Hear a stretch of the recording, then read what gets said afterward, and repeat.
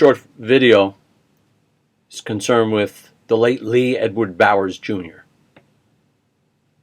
and a description of what he witnessed that day in Dealey Plaza in 1963.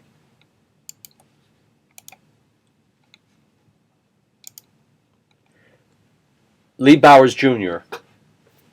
was operating the Union Terminal Company Tower west of the Texas School Book Depository and directly north of the Grassy Knoll. He was an eyewitness to events that occurred behind the picket fence.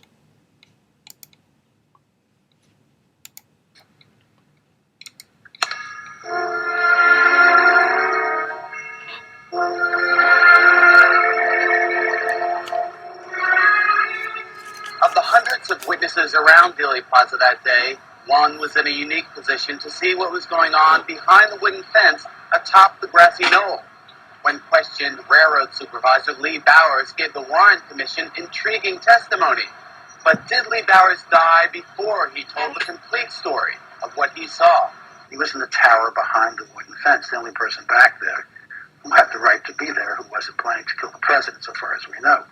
This is an aerial view of Dealey Plaza. The president's limousine was here when the fatal shot was fired.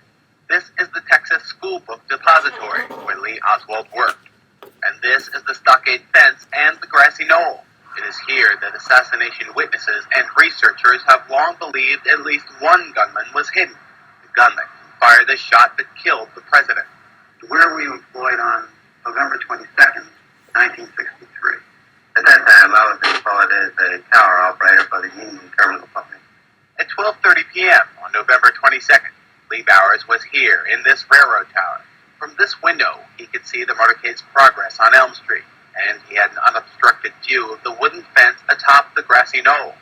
After the assassination, Bowers tried to tell the Warren Commission what he saw that day, but like many other witnesses, he was cut off.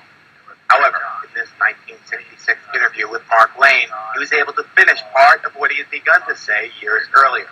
There was some unusual occurrence, a flash of light or smoke or something, which caused me to feel like something out of the ordinary had occurred there. On a railroad overpass adjacent to the Grassy Knoll stood a number of train workers whose testimony confirmed Bowers' observations. Well, we all four seen about the same thing. At the time, I didn't know what it was, but it sounded like a loud firecracker or a gunshot.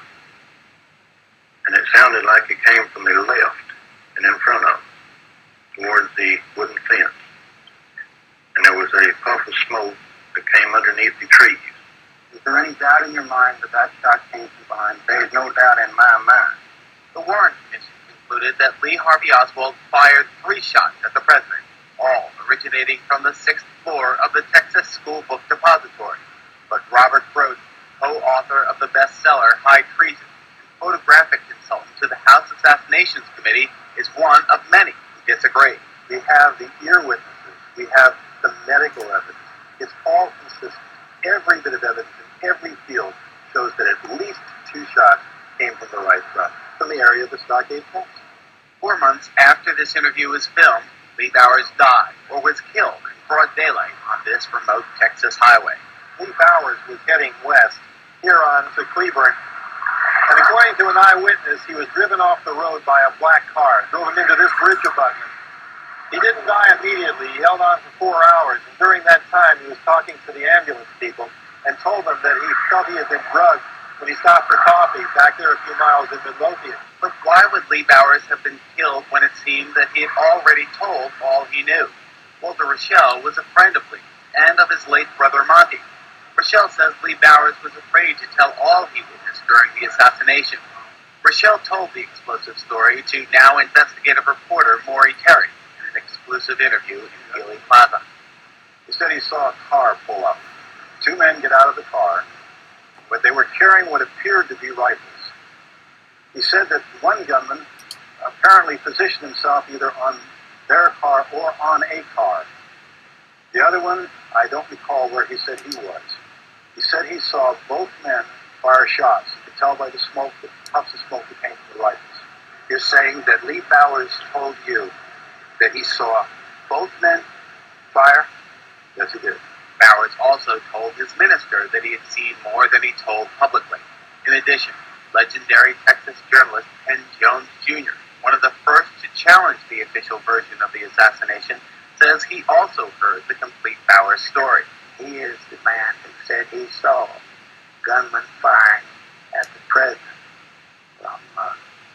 from their hidden position. He didn't see all of them, but he saw two of them that were firing at the president. Later, another witness who wasn't questioned by the Warren Commission, a deaf mute named Ed Hoffman, said he too observed two men behind the fence and saw at least one shot fired. Further, acoustics tests conducted by the House Assassinations Committee determined that at least one shot was almost certainly fired from the Knoll. So why was Bowers so afraid to tell the full story? Walter Rochelle provides a possible answer. He had disappeared for about 2 days. One night I know for sure. It was very uncharacteristic of him. And when he came back, one of his fingers was missing on one of his hands. So Lee gave Monty some excuse for what had happened, which Monty didn't accept. So he called the local hospitals, the clinics, and some doctor's offices, and there was no record of anyone, certainly not Lee, going in and having that taken care of. Shortly after this alleged disappearance and mysterious maiming, Lee Bowers died in that suspicious automobile wreck. At the time I was in Monty's office, he was quite upset because the insurance company had refused to pay the claim. I can't recall too vividly, but I believe that Monty felt that the insurance company did not believe that his death was accidental. If Lee Bowers' death was not accidental, what was it? Joining me now, Fred Rivera. What was it? We don't really know because the death certificate is missing. What about...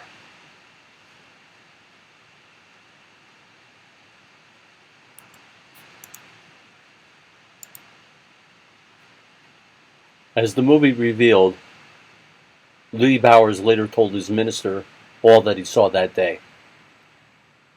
In 1966, Mr. Bowers was absent for a period of 48 hours, and no one knows where he was and what he was doing for that time. His friend Walter Rochelle noticed that Lee had a finger missing on one hand.